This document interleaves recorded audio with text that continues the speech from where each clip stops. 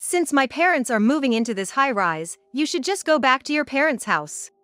What do you mean? I can't just head back to my parents' house on short notice, it's too far. Quiet. Just leave. Are you saying this is my fault? Of course it is. Anyone who kicks their parents out is definitely wrong. I've always consulted with you about your parents up until now, haven't I? You've gone too far. I can't stay with someone who doesn't respect their parents. We're getting a divorce. I did indeed kick his parents out of our house. But that was because they were acting too freely in our home. And my husband knew about it. So why do I have to be the bad guy? I've reached my limit. Fine. But give me some time to pack my things. I can take all my stuff, right? If you left it here, it would just be in the way. Do whatever you want. I'm going to stay in a hotel for a while, so get out in 2 or 3 days. It seems I can do whatever I want with my things. Well then, I'll just have to do that. And he'll surely regret it once I'm gone. I'm 30 years old and work in real estate. My salary includes a base pay plus incentives. I've done quite well, so I earn more than most people my age. My husband, George, has been working hard in a restaurant and is about to go independent. Since he's in the middle of working as a trainee in the restaurant, his income isn't very high, to be honest. George seems to be concerned about this. I'm sorry for causing you trouble. What do you mean? Well, I can't take you to nice places or buy you things. And now, I'm practically crashing at your place. You have your goal of owning your restaurant, right? Don't worry about it now. Repay me when you achieve your dream. Looks like I'll be in your debt forever. I love my husband for his dedication to his goals, and I'm not worried about money since I have my income. After a while, George is finally ready to open his restaurant. His parents, Helen and Ken, are quite proud of him. George is finally opening his dream restaurant. He's worked hard for this. I am proud of my husband for achieving his goal. He seems proud too. One day, as the restaurant's opening progresses, George makes a suggestion. Hey, with the restaurant opening, I think our income will increase. How about we move? Yeah, that makes sense. This place was originally just a slightly larger one-bedroom, so it might be the perfect opportunity to move. So, I was thinking, why don't we move into a really big house? What do you mean? Can you afford the rent? Let's not rent it, let's buy the place. And not just any place, a luxurious condo. I've always dreamed of making my restaurant a success and living in a place like that. Before the restaurant has even opened? I'm going to work hard and make a lot of money to give you an easy life. Well, if you work hard, and with our combined incomes, we can just manage it. Exactly, my successful real estate agent. All right. But I'll be the one to pick the property, okay? No complaints later. I know. I'll leave it all to the pro. George suddenly wants to live in a luxurious place. He's probably always dreamed of it, and with the upcoming opening and loans, he's feeling ambitious. He seems confident about the restaurant's success. I'm not entirely keen on buying a luxury condo. But rejecting his idea might demotivate him. So I reluctantly agree to buy the mansion. Hey, I'm thinking we should go for this condo. Could you take a look at the property details for me? I might not understand much about it, but this is the one you want, right? It's a high-rise, less than 10 years old, and the price is just around $2 million. Among the options we can afford, I think it's a good one. A $2 million high-rise, huh? Guess I gotta buckle down. Since George seemed to be on board, I went ahead with the purchase process for the high-rise. And since George's income from his soon-to-open restaurant wouldn't be enough for the loan approval, I put the loan in my name. We did it! The dream high-rise! Hey, don't get too excited like a kid. George was thrilled about moving to the high-rise. I can't say I wasn't excited too. However, this move gradually started to throw our lives off track. After moving into the high-rise, we invited George's parents over to show them the place. Their house is close, so they could come over easily. On the other hand, my parents live far away, so showing them the house would have to wait. What a lovely home! Yeah, it's impressive. George's parents, Helen and Ken, praised our new home. But then, I heard something from them that bothered me. George really worked hard. Keep it up. Worked hard? Keep it up? I was the one who handled the paperwork and the down payment. George had almost nothing to do with buying this house, right? I was a bit bothered by Helen and Ken's words, but since George and I would be paying off the loan together, and it was his house too, I decided not to sweat the small stuff. Helen, Ken, come on in. We're here again today. Sorry for always dropping by. No, it's fine. Maybe because they were happy their son was living nearby, Helen and Ken started visiting our house frequently. How's the restaurant prep going? Right on schedule. We're opening in 2 weeks. Can't wait. That's exciting. Since Helen and Ken's house was close, they started coming over on weekdays in the evening for dinner, and on weekends they'd spend the whole day.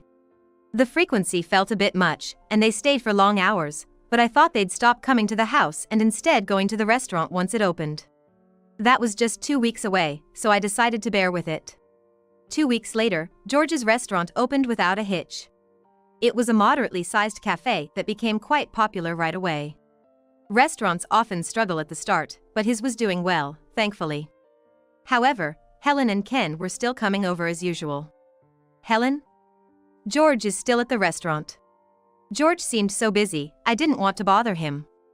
So, I thought we'd wait for him here. Oh, I see.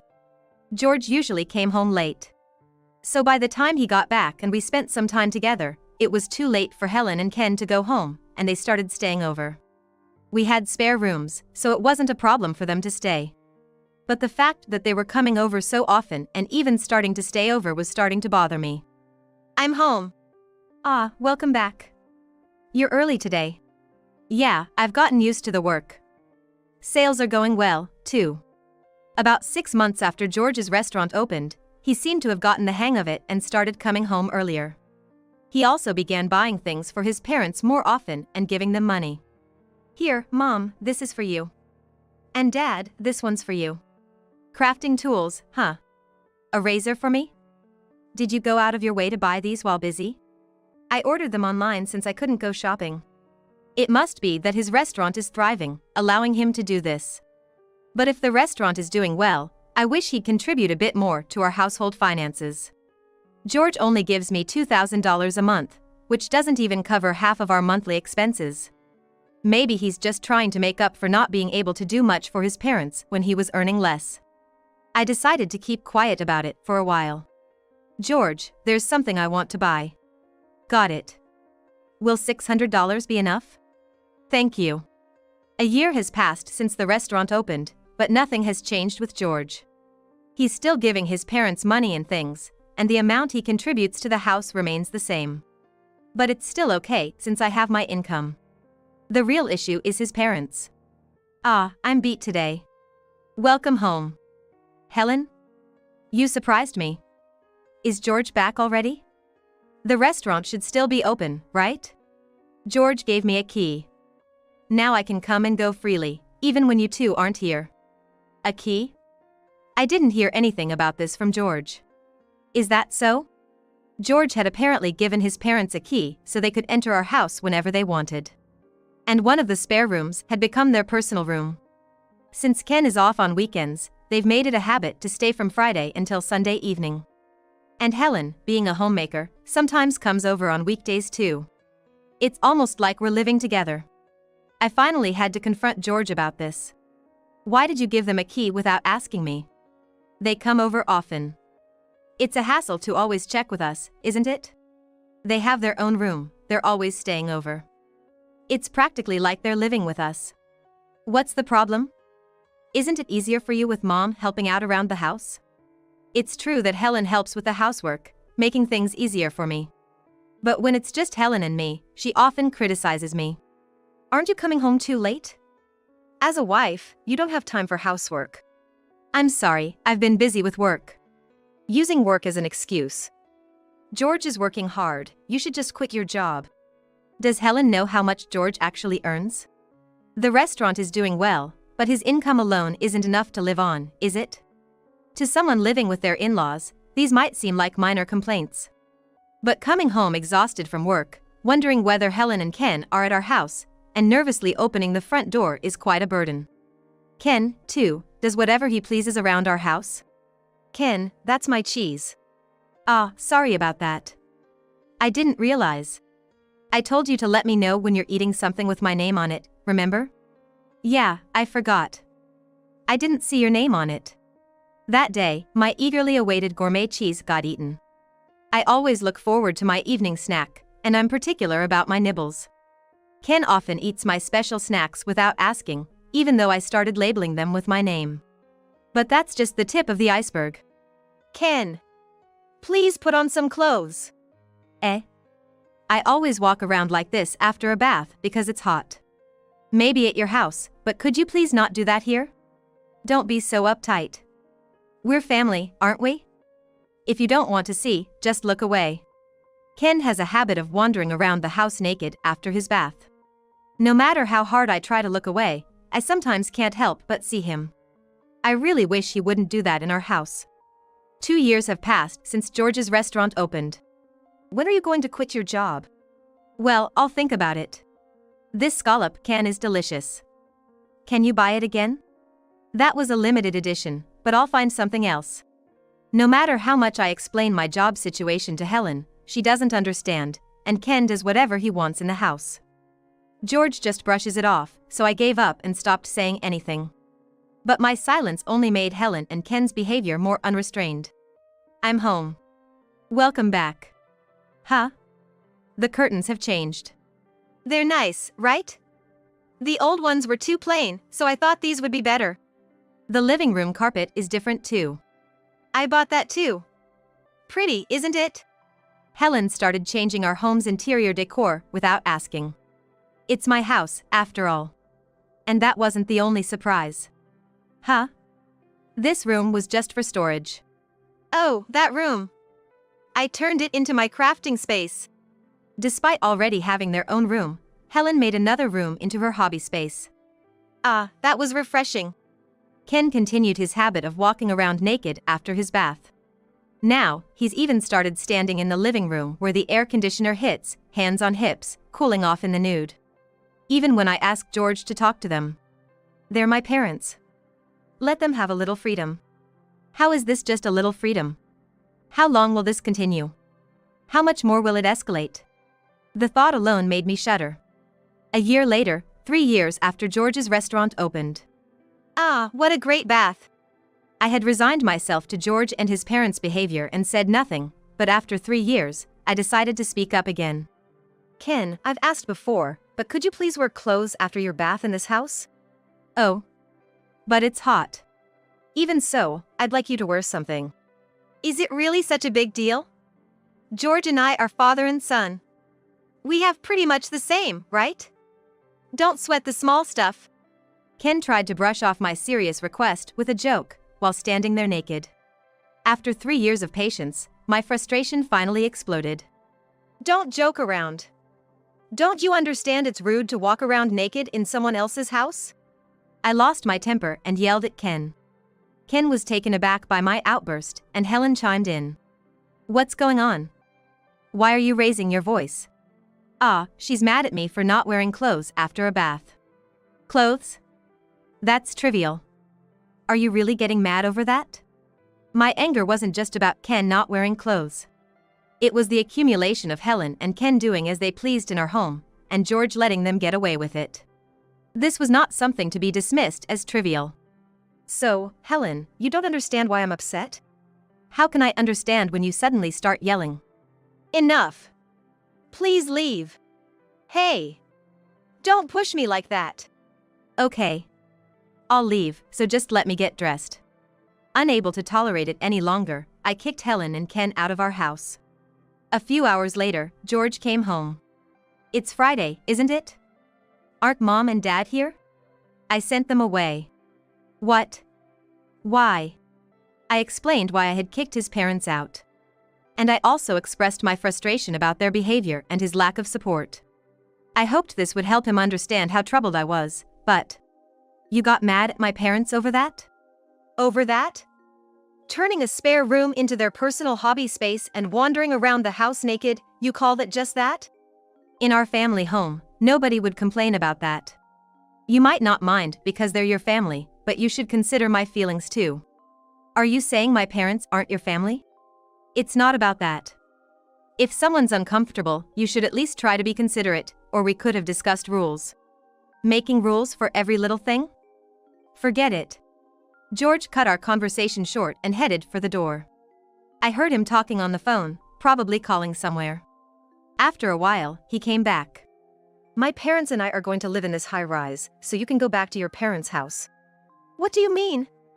I can't just go back to my parents' house like that. It's too far. Quiet. Just get out. Are you saying I'm the one at fault? Of course. Whoever kicks their parents out is wrong. I always consulted with you about your parents, didn't I? You've gone too far. I can't be with someone who doesn't care about their parents. We're getting a divorce. I did kick his parents out. But it was because they were doing whatever they wanted in our house. And George knew about it. Yet, why do I have to be the bad one? I've reached my limit. Fine. But give me some time to pack my things. I can take all my stuff, right? Even if you left it, it would just be in the way. Do whatever you want. I'm going to stay in a hotel for a while, so get out in 2 or 3 days. It seems I can do whatever I want with my belongings. Well then, I'll just do that. And he'll surely regret it once I'm gone. The next day, I packed my belongings, arranging for a moving company to take away the items I couldn't carry. Please take these items from here and there, and also from this room. After sorting everything out, I decided to stay in a business hotel temporarily until I found a new place to live. The items I couldn't transport were crammed into a storage unit. 3 days later, George called me, yelling, "Hey! The house is empty." It's not empty. The curtains, carpet, and the crafting room stuff are still there, right? There's hardly anything left to use. Just a dining table and a TV. How am I supposed to live like this? I left the things we bought after moving in. Most of the other furniture and appliances were from my old place, so they are mine. You said I could do whatever I wanted with my things. Ever since you kicked my parents out, I thought you were terrible. George hung up angrily. My revenge wasn't over yet. There was more to come. I continued staying at the business hotel for about 2 weeks before renting a small apartment and starting to live alone.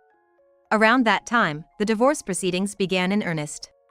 George was fully intent on divorcing, and I had been considering it too, so the process went smoothly. We agreed that George would keep the high-rise apartment.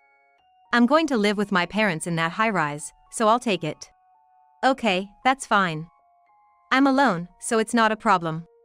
George already had a successful business and a steady income. He probably didn't want to lose the prestige of living in a high-rise as a business owner. If he's happy with that, let him be. I can even handle the paperwork for him. In exchange for the high-rise, I decided to take most of our savings and the car. George must have been pleased to get the high-rise. But I expected he'd contact me in a panic within a month. Sure enough, a month later, he called in a frenzy. Hey! What's this about? What do you want, calling all of a sudden? There's a withdrawal of $6,000 for the loan payment. Isn't that way too high?